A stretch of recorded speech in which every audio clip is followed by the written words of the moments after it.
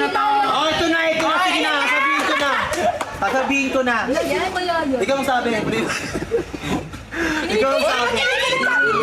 Parang kinikilig ka na. Hindi, ano? Si Primo. Asawa mo? Tatay ko! Biat di?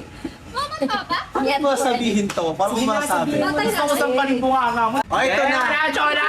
Sino ba? Walang nakita yun eh. Ay, ito na. Huwag na maingay. Sige, sabihin ko na kung sino siya. Wala yan na sasabihin na yan! Sabihin ko na. Sino ba talaga siya, Mami Chona? Kasi? Daddy niya yan.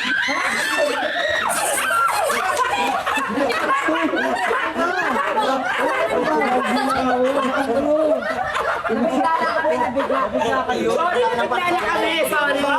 Sorry. Daddy niya yan. Yan.